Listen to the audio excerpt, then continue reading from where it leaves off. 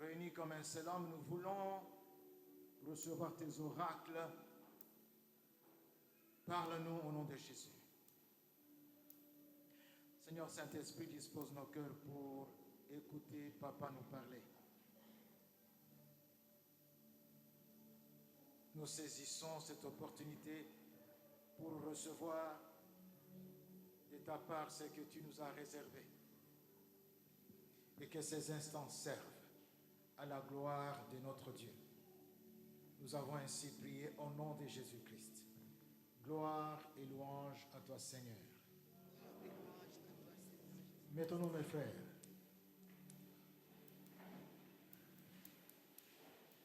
Je suis très heureux aujourd'hui de ce que nous avons ce premier dimanche de l'an des grâces 2025.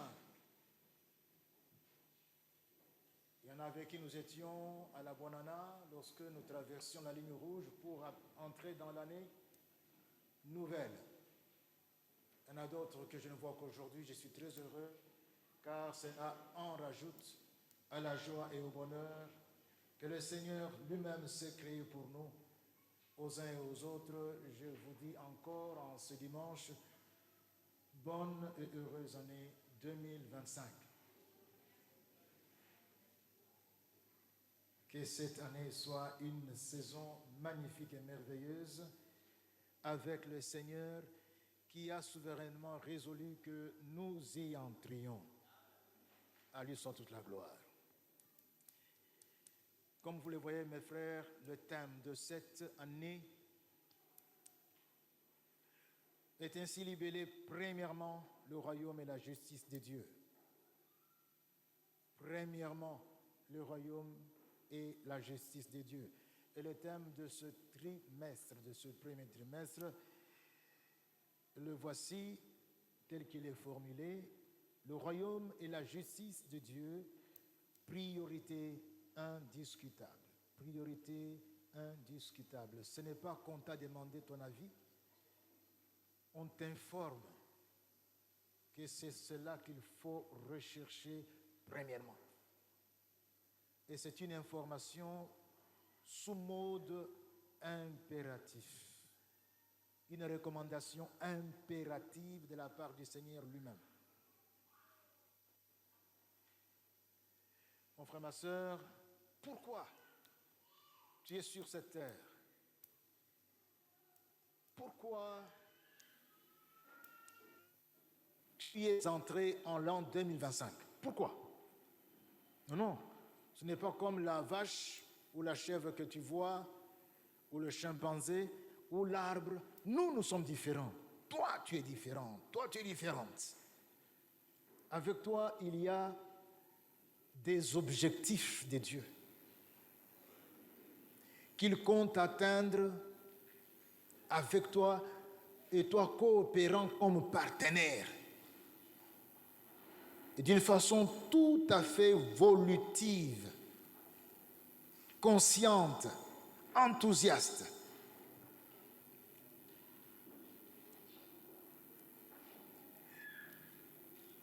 Et ici, Jésus est en train de nous dire que dans tout ce que nous sommes appelés à faire comme volonté de Dieu, il y a la volonté des volontés. Il y a ce qu'il faut considérer en toute priorité. Il y a la priorité des priorités. Au premier culte, je parlais de la fabrication du pain. Tout est utile, tout est bon. Il faut avoir le feu, il faut avoir l'huile, il faut avoir l'eau.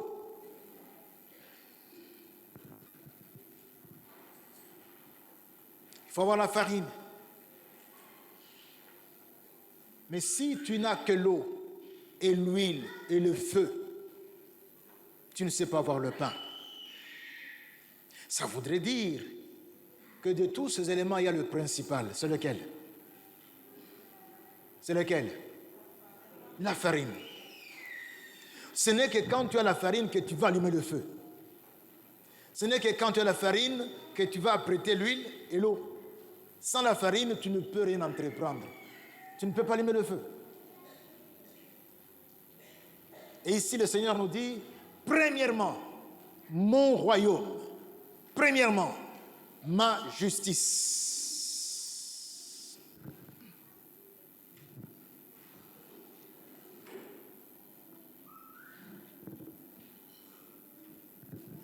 Premièrement, ce que je considère comme étant juste. Et ça va de pair.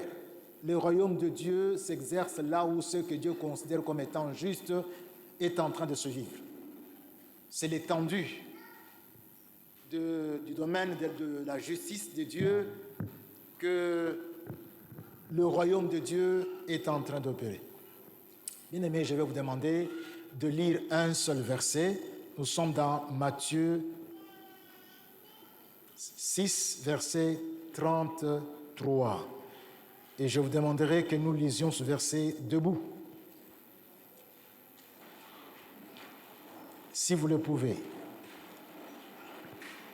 Nous lisons ce verset debout, si vous le pouvez.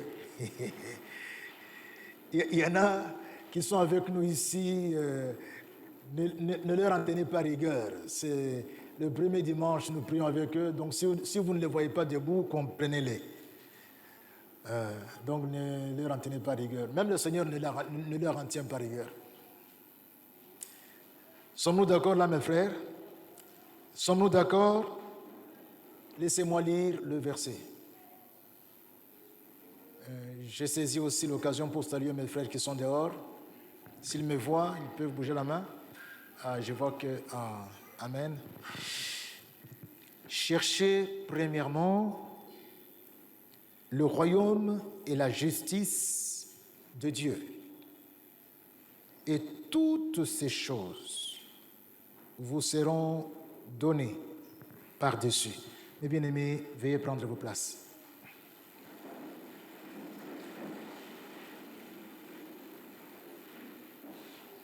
Mes frères, contrairement à ce que l'on voit souvent chez les incroyants, qui n'aspirent qu'aux choses de ce monde, le Seigneur Jésus-Christ, notre modèle, notre maître, nous recommande de placer notre confiance en Dieu.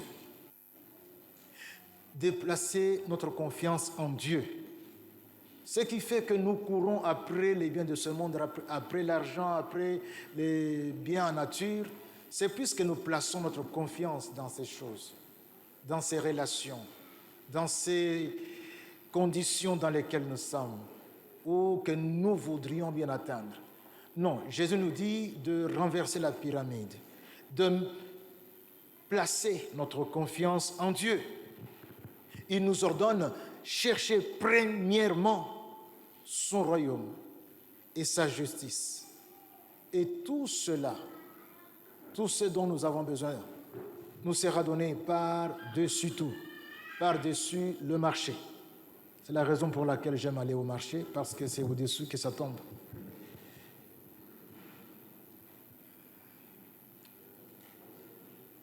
Alléluia. Nous sommes en plein discours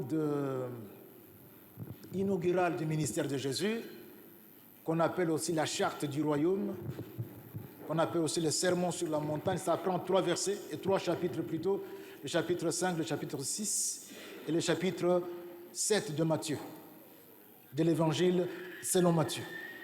Si nous sommes déjà, rien que dans Matthieu 5, verset 1er, nous avons ce qui est dit ici, voyant la foule, Jésus monta sur la montagne. Bazaki na bato na se bato bazako ko ya epai na ye, les foules et des foules de partout. Jésus a vu la foule.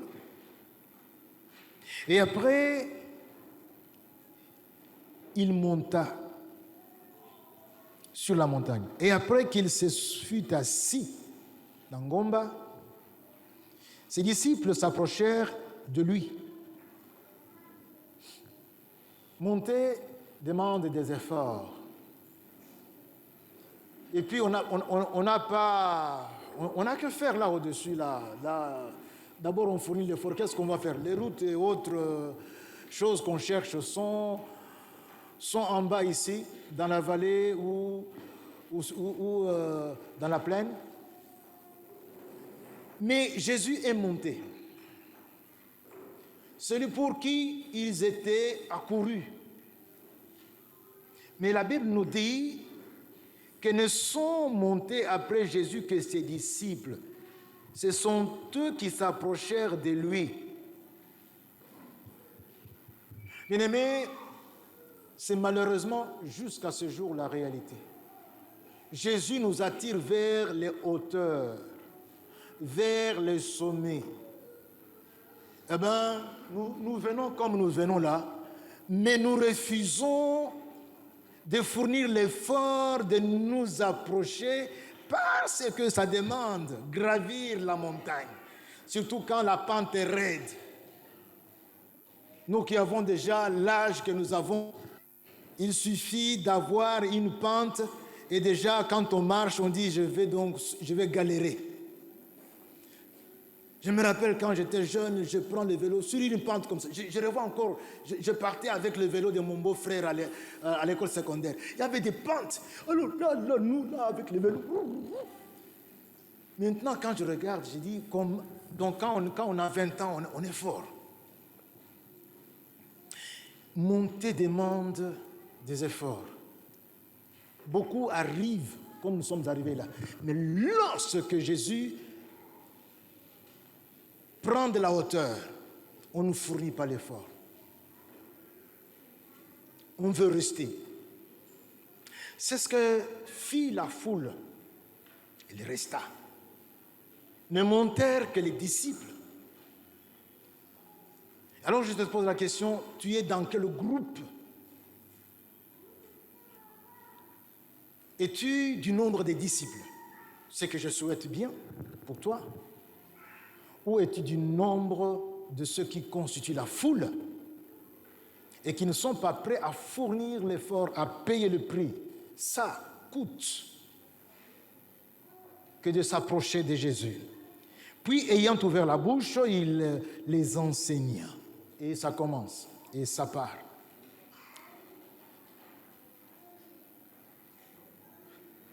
Mes chers frères, mes chères sœurs, nous avons ici tous les déroulés de la charte du royaume de Dieu. C'est-à-dire comment ceux qui sont, tout en étant encore sur terre, ceux qui sont sujets du royaume, comment ils doivent marcher, comment Dieu veut le voir se conduire, tandis qu'il séjourne encore sur la terre. Comment Dieu veut le voir encore se conduire, comment ils doivent se conduire de façon à plaire à Dieu. De tous ces 3 chapitres, 5, 6 et 7, si on veut faire le résumé en un seul verset, il me semble que Matthieu 6, 33, en tout cas, gagne le trophée. Matthieu 6, 33 que nous avons lu et qui dit tout simplement ceci: cherchez premièrement le royaume et la justice de Dieu, et toutes ces choses vous seront données par surcroît. Ça voudrait dire quoi? Ça voudrait dire tout simplement que si tu passes le clair de ton temps à rechercher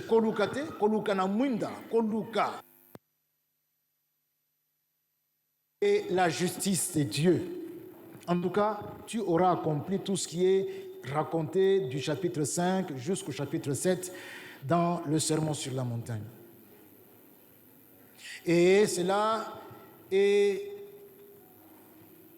en quelque sorte complété. L'utile et l'agréable, complété par une belle promesse. Le Seigneur dit dans la suite que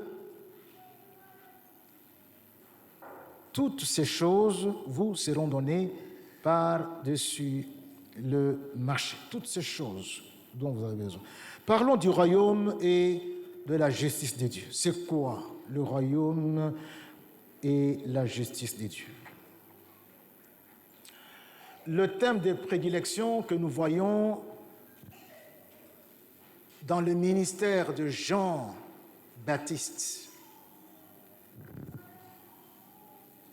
Par exemple, lorsque nous sommes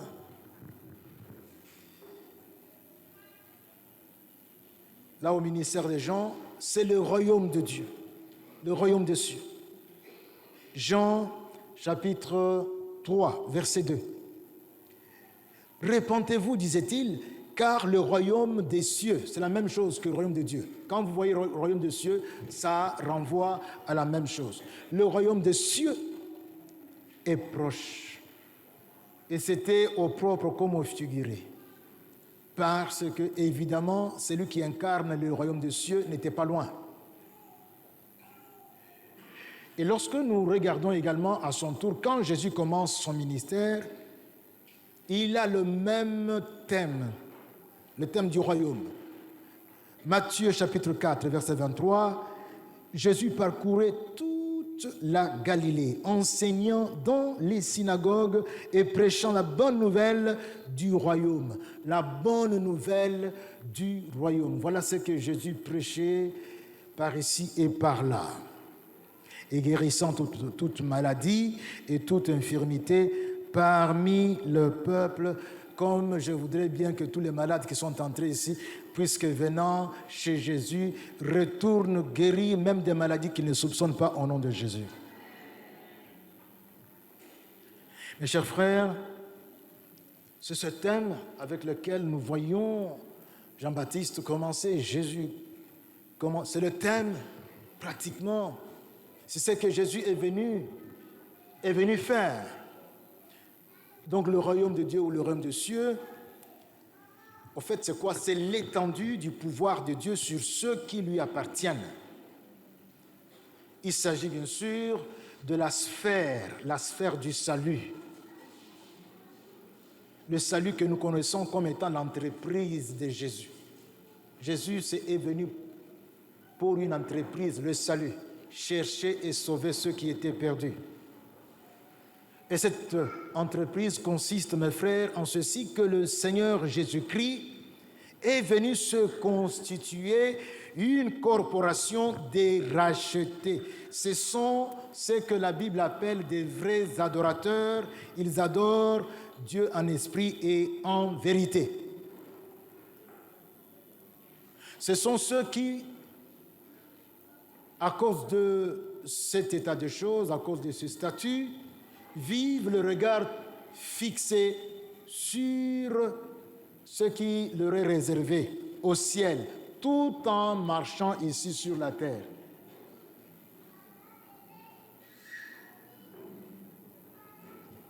Alors, la promesse que nous avons ici est que lorsque tu fais allégeance à Dieu, en adhérant à l'œuvre de celui qu'il a envoyé chercher et sauver ceux qui étaient perdus, qu'est-ce que Dieu fait? Dieu lui-même te prend en charge. Quelqu'un dit prise en charge. Donc, ezala maladie, ezala misolo, ezala koyokana, ezala koluka libala, koluka kobota, ezala sécurité, ezala kozala na ndako, ezala boyokani ya mwasi na mobali, Dieu te prend en charge. Et non seulement il te prend en charge, mais aussi il pourvoit à tes besoins temporels, à tes besoins existentiels. C'est la promesse. Ce n'est pas ce que nous recherchons, mais c'est ce que lui-même a juré qu'il ferait. Il ferait. Pour nous dire, occupez-vous de moi, pour que mes objectifs que j'ai alignés à travers vous s'accomplissent. Et pendant que vous vous êtes ainsi tournés vers ces objectifs-là de Dieu, moi, je vous prends en charge, moi, j'apporte la provision nécessaire. Brièvement, pour ce qui concerne le royaume. Alors, quant à la justice de Dieu, il est question de tout ce qui est conforme à la volonté de Dieu, tout ce qui est conforme à ce que Dieu veut. Voilà ce qui est juste. Parce que Dieu lui-même est la mesure de l'appréciation de ce qui est bien et de ce qui est mal. C'est Dieu, ce n'est pas quelqu'un d'autre. Non, non, non, non, moi j'appelle ça bien, moi j'appelle ça... Tu n'as aucun droit. Aucun droit. C'est de l'usurpation. Il n'y a que Dieu qui détermine ce qui est bien et ce qui est mal. Ce que nous devons faire et ce que nous ne devons pas faire. Personne d'autre ne peut s'arroger cette prérogative-là. Attends, mon côté. Oh, nous, dans notre constitution, on va mettre ceci, on va mettre cela. Les hommes peuvent se marier entre elles. On peut même amputer les seins d'une femme pour faire de lui un homme. Et puis, des histoires qui sont de la folie. Et il y a même des défenseurs qui se constituent en des ONG pour rien que défendre ces futilités, ces bassesses. Ce n'est pas vous qui déterminez ce qui est bien et ce qui est mal, c'est Dieu. Alors, ce que Dieu appelle bien, voilà sa volonté et c'est ce qu'il faut faire. La justice, mes frères, correspond à la conduite que nous acquérons lorsque nous soumettons notre marche au Saint-Esprit en vue d'être reçus dans les tabernacles éternels le jour de la rédemption ultime. Lelo yambi Yesu ezali ebandeli sika oyo kitisa motema na yo na makolo ya Molimo Mosantu tosa ye. Tango za kotosa ye lolenge ezali yo kotambola nde lolenge wana babengi yango nde elingi motema na Nzambe. Oza kotambola na miso otali wapi, oza kotala epai wapi Nzambe aza kozela yo esika Yesu akendaki kobongisa yo place. Quelqu'un m'entend? Quelqu'un m'entend?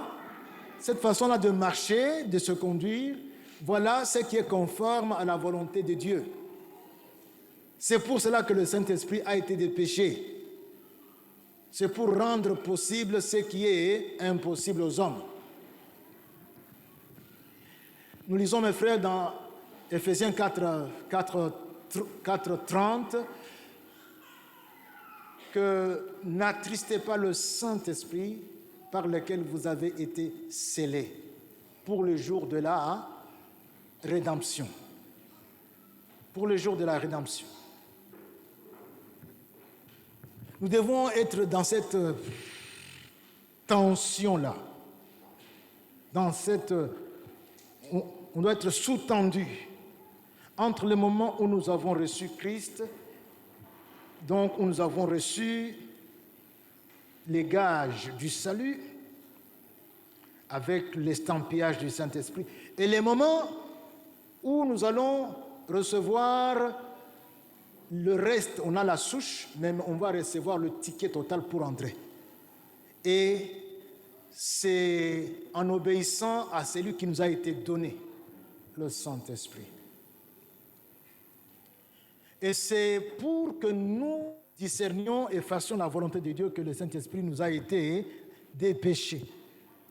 Voilà pourquoi, mes frères et mes sœurs, il nous est demandé, il nous est recommandé d'imiter Jésus, d'imiter le Christ. Quand Jésus dit « Venez à moi », non, quand il dit « Celui qui veut venir après moi », il veut dire « Celui qui veut m'imiter ». Celui qui veut me prendre pour modèle, il doit faire quoi? Il doit renoncer à soi-même. Il doit renoncer à tout ce que la nature charnelle, pécheresse, la nature humaine est en train de revendiquer, de réclamer. Il doit renoncer à ça. C'est ça le moi. Renoncer, c'est le prix à payer. C'est renoncer à tout ce que cela peut offrir, un niveau de vie, ou encore une relation, le maintien de ton poste, ou encore le fait d'être accepté dans un cercle donné, qui peut être même le cercle familial, mon frère, ma sœur, toutes ces choses, si elles sont en train de te tirer loin de la ligne qui te conduit vers le Père, il faut renoncer à ça. Et chaque jour, tu te charges de ta croix, c'est-à-dire en faisant ce que Christ te dit de faire. Et alors, tu pourras le suivre. Mes amis, ne soyez pas étonnés que vous soyez tristes quand je parle. Même au premier culte, les gens étaient tristes. Ce sont des messages qu'on n'aime pas. Donc, ce ne sont pas les messages où vous vous sentez en train d'applaudir. Mais je me suis même dit, je vais regarder ce que j'ai dit ici vient d'où. Ça vient de la Bible, c'est pourquoi je l'ai dit. Prêche la parole. Alléluia. Je voudrais un amen fort. Un amen encore plus fort. Un amen pour m'encourager à continuer. L'apôtre Paul dit dans Romains chapitre 12, versets 1 et 2, dit « Je vous exhorte donc, frères, par les compassions de Dieu, à offrir vos corps comme un sacrifice vivant, saint, agréable à Dieu, ce qui sera de votre part un culte raisonnable. » Voilà la façon dont vous devez vous conduire. Offrir votre corps, payer ce prix-là. Ne vous conformez pas au siècle présent. Ce n'est pas parce que tout le monde le fait que c'est bon. Même si tout le monde va dans un camp donné et que c'est là où il y a Satan, reste. Reste seul. Avec Dieu, c'est la plus grande majorité. La véritable majorité, c'est avec Dieu. C'est comme ça que toi seul, avec Dieu, vous ferez des exploits. Et l'ennemi ne pourra rien contre vous. Mes frères, mes sœurs, même si tout le monde va à droite et que Dieu te dit va à gauche, va à gauche. Tu seras privé des avantages que tout le monde a. Mais tu seras en train de faire ce que Dieu veut que tu fasses, de plaire à Dieu. C'est pour cela que nous sommes sur la terre, pour plaire à Dieu.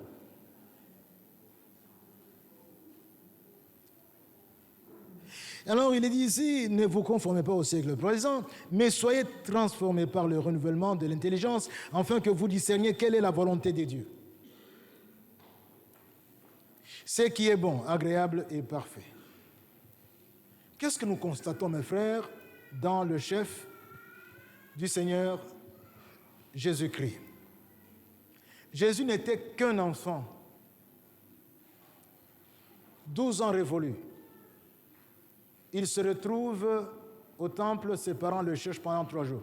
On le trouve, on lui pose la question pourquoi il a ainsi fait que ses parents le cherchent. Jésus va répondre, pourquoi me cherchez-vous?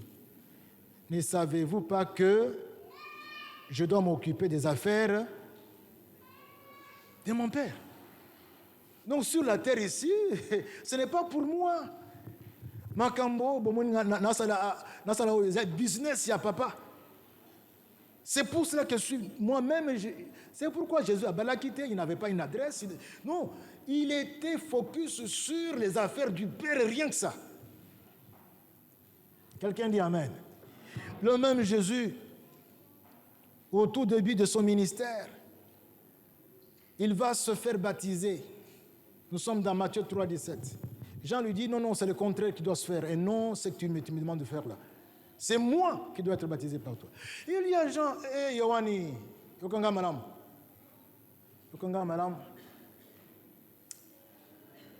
Il faut que nous accomplissions ce qui est juste. Laisse faire pour ce moment-ci. Laisse faire. Tika. N'insiste pas. Pour que nous accomplissions ce qui est juste. C'est que Dieu veut. Dieu veut que moi, là, je montre l'exemple d'humilité.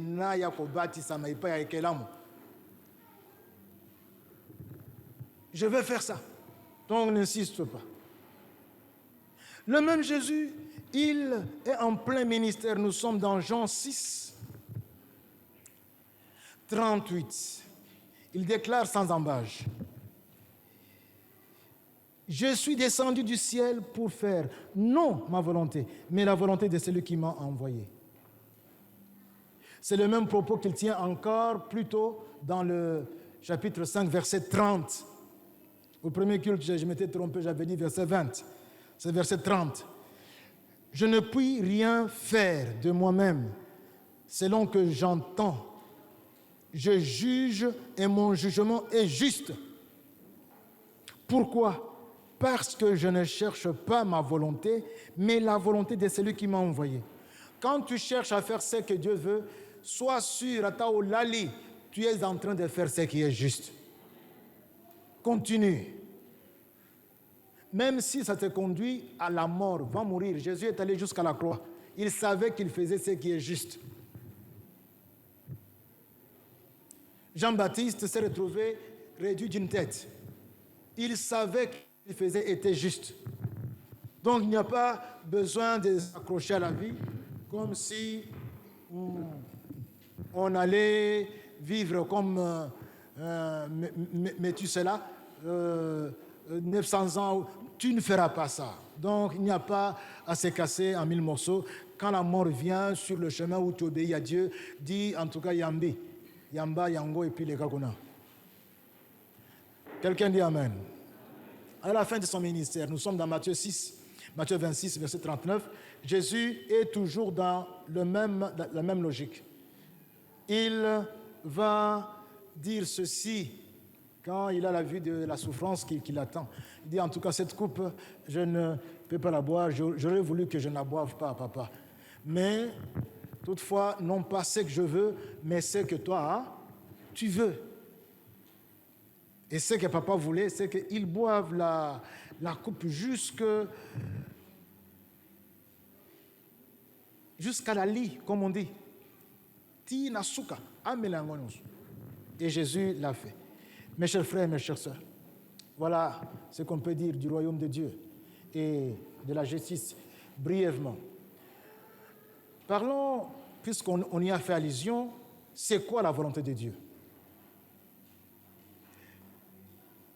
Et c'est le dernier point. La volonté de Dieu est véhiculée dans ses recommandations, dans ses directives, dans ses orientations, c'est-à-dire dans sa parole.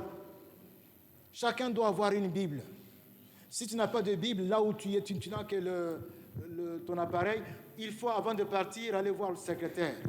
Il y a les Bibles pour tous les tarifs. Et tu dois même en avoir plusieurs versions.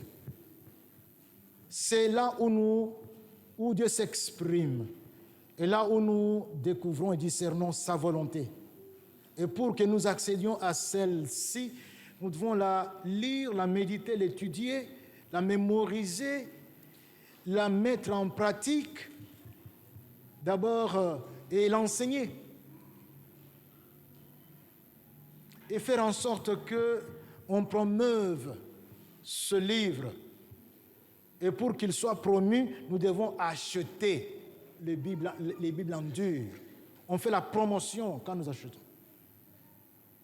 Donc ceux qui publient ces livres, qui les éditent, vont voir leur affaire tourner, en quelque sorte. Et les temps qu'ils passent à traduire, à faire ceci, ça nous aide, nous, à lire, et nous pouvons, en payant, participer aux frais. Et aussi à la bénédiction. Mettre en pratique, mes frères, cette parole, Jésus dit, c'est ça, aimer Dieu. Et à propos d'aimer Dieu, Jésus nous dit deux choses. La première, il faut aimer Dieu de toutes nos pensées, de tout notre cœur et de toutes nos forces. C'est même le premier et le plus grand des commandements.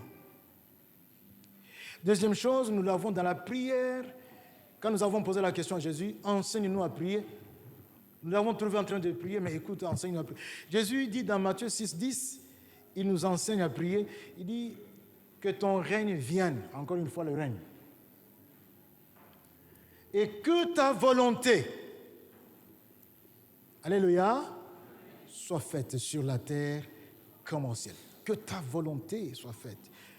sur la terre comme au ciel. Mais quelle est la volonté de Dieu? La volonté de Dieu, nous avons dit qu'elle est clairsemée dans ce livre. Dieu s'exprime. D'accord.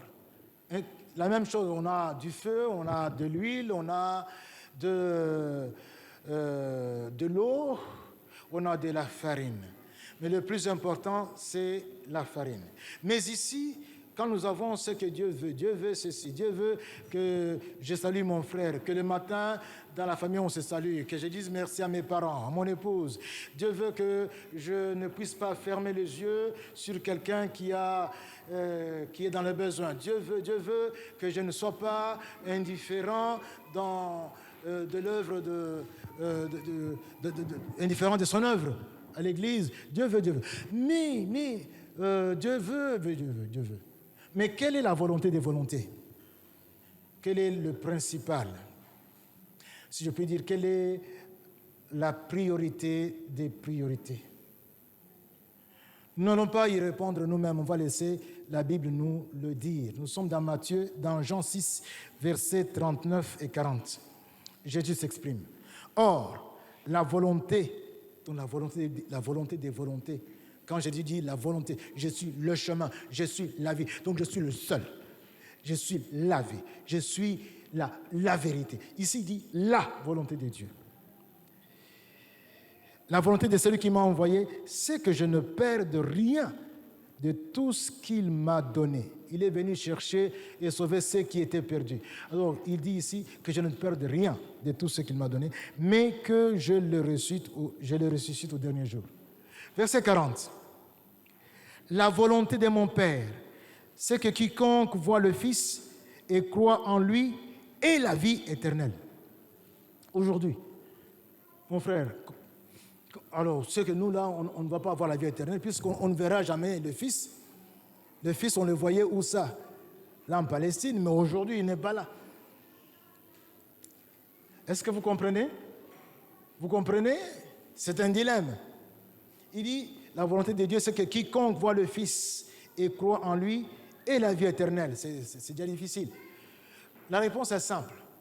Le Fils, on doit le voir à travers toi. Ce n'est plus moi qui vis, c'est Christ qui vit en moi. Quand tu imites Jésus, quand tu suis Jésus, de plus en plus, tu vas plus ressembler à Jésus au point où, en te regardant, on voit Jésus. Et Jésus attire. Et il est dit ici, quiconque voit le Fils et croit en lui. Il faut maintenant que tu t'exprimes, tu laisses Jésus s'exprimer à temps et à contre-temps, par le mode de vie qui est le tien et par la proclamation de l'évangile du royaume. Ce n'est pas une affaire d'une quelconque commission qu'on appelle commission d'évangélisation. C'est pour toute l'Église. Lorsque tu fais cela, eh bien, tu accomplis la volonté des volontés de Dieu. Et Jésus dit, et je le ressusciterai au dernier jour. Si l'Église ne fait pas ceci, elle est à côté. Elle n'aura pas le pain. Elle aura l'eau, elle aura l'huile, elle aura le feu, mais pas de pain. Et puisque nous venons des années qui sont passées, dont l'année 2024, nous devons rectifier le tir. Nous devons nous remettre en question. Et nous avons voulu que cette année, nous ayons effectivement l'équipement. L'équipement. Hier, j'ai été invité dans une cérémonie de remise des certificats à des frères et à des sœurs qui ont suivi une formation pour évangéliser. Et ils sont à la première étape, il y a donc quelques étapes qui s'en suivent. Il faut la formation. Ce n'est pas l'affaire de quelques frères ou sœurs qui se regroupent, c'est toute l'Église. Nous allons donc programmer et lancer des séminaires de formation pour que d'ici la fin du semestre, nous sachions aller en tant que papa et SRF, en tant que maman et jeune sœur, en tant que jeunes gens et jeunes filles, avec les différentes méthodes qu'on aura apprises. On va mettre tout cela en application pour que ce soit ici à l'Université pédagogique nationale, que ce soit aux alentours, qu'il y ait qui entendent Jésus leur parler, qu'il y ait la proclamation de l'Évangile.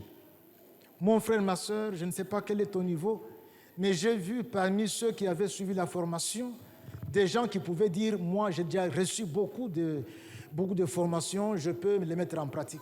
Je les ai vus qui étaient là. C'est pour dire que, nous serons toujours enseignables. Je voudrais entendre un amen. Je deviens votre ennemi puisque je vous dis la vérité.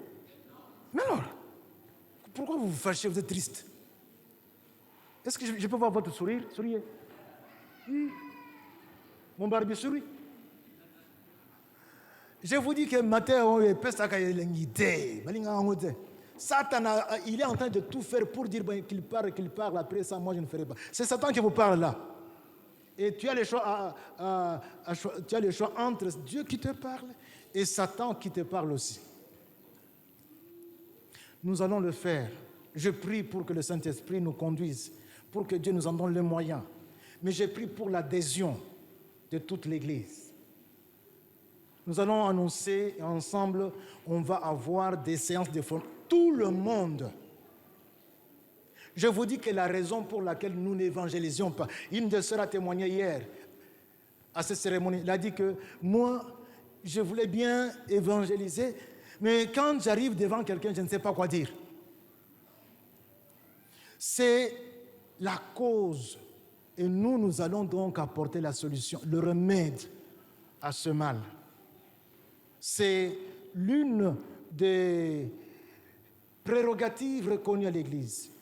L'Église évangélise, l'Église assure la communion fraternelle, l'Église forme. Et ça tourne comme cela. L'Évangile, ce n'est pas seulement aller proclamer et puis aller... Non, on va gagner, on amène à l'Église, on forme. Et nous sommes déjà à l'Église. Alors il faut que nous ayons la formation. Docteur, ça va? Tombe le bok le bas, amen. Alléluia. Mon frère, ça va, tombe le bok le bas, amen. Ma soeur, ça va, tombe le bok le bas, amen. Satan n'aime pas l'évangélisation. C'est pourquoi il va toujours t'empêcher de venir là où on donne la formation. Nous, on ne va pas subir Satan.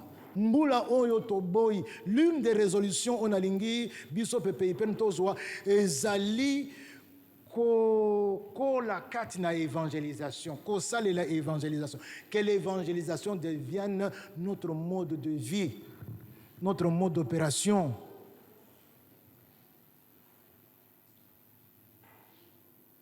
Mes frères, je sais que ça vous attriste, mais je dois vous dire cela. On doit le faire. Afin que vous ne soyez pas dans l'ignorance de ce que vous devez savoir et connaître. La volonté de Dieu est là. Et il n'y a pas de prix pour cela.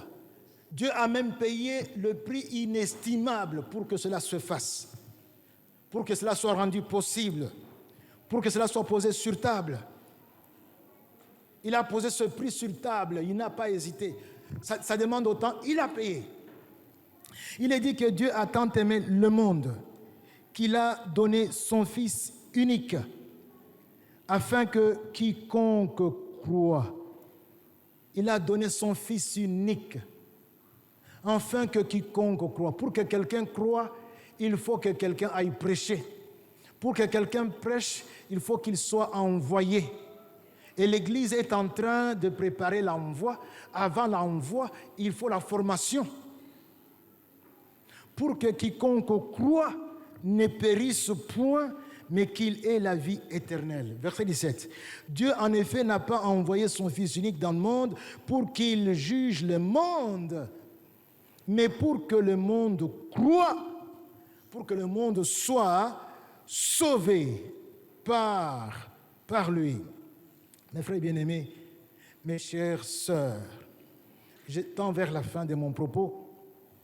À son tour, Jésus, après après avoir vécu parmi nous et nous avoir montré comment doit vivre un serviteur, doit vivre une servante, Jésus est allé jusqu'à la croix, il est mort. Et puis, il est ressuscité. Après la résurrection, il nous dit, dans Jean 20, 21, « Comme le Père m'a envoyé, moi aussi, je vous envoie. » Dans Matthieu 20, 28, 19 et 20, je vous envoie pour faire quoi? Allons-y. Allez. Allons-y. Allez.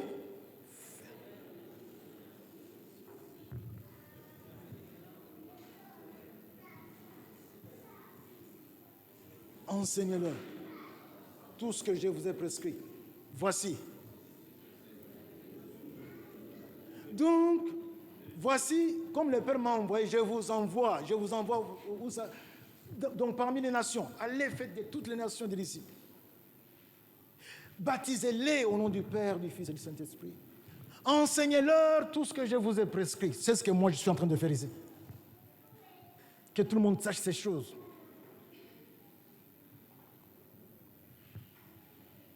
Enseignez-leur. Je suis avec vous jusqu'à la fin des temps. Je vais lire ma conclusion, mes frères. En tout premier lieu, préoccupons-nous du règne de Dieu et de ce qui est juste à ses yeux. Ce n'est que alors que tout le reste nous sera donné par-dessus le marché. Voilà une recommandation impérative de la part du Maître, celui qui est venu nous faire connaître le Père et nous montrer le chemin qui conduit au Père. Nous avons le choix. Dis au voisin, dis à la voisine, nous avons le choix. Alors on dit maintenant, d'une façon personnalisée, tu as le choix. À gauche et à droite, dis, tu as le choix. Quel choix? Ou tu obéis ou tu désobéis. Il n'y a pas de terrain médiane où tu obéis.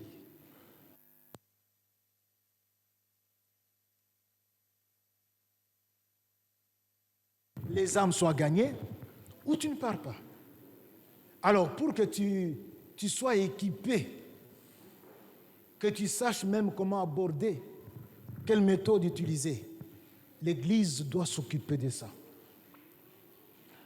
Que Dieu nous aide pour que cela se fasse, mes frères. Ou tu obéis, ou tu désobéis. Moi, je vous conseille et vous supplie d'obéir. Dis au voisin, s'il te plaît, obéis.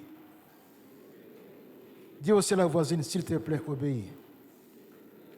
Cette année 2025, mes frères, nous voulons bien nous acquitter de la priorité des priorités, de la volonté des volontés de Dieu.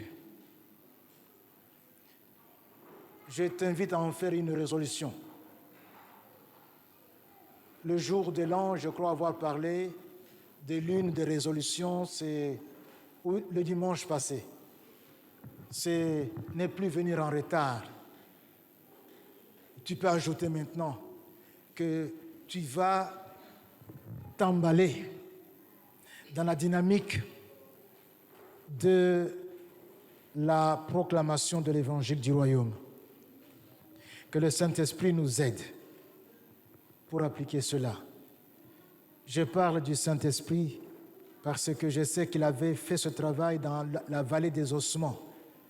Les ossements étaient dispersés, sans vie. Quand le Saint-Esprit a soufflé, les ossements se sont rassemblés en squelettes. Et puis, il y a eu les nerfs, et puis il y a eu la chair, et puis il y a eu la peau, et il y a eu le souffle de vie. Et c'était devenu maintenant des êtres vivants, une puissante armée. C'est ma prière pour la PPIPN, que nous devenions une puissante armée de Dieu. Au nom de Jésus. Amen.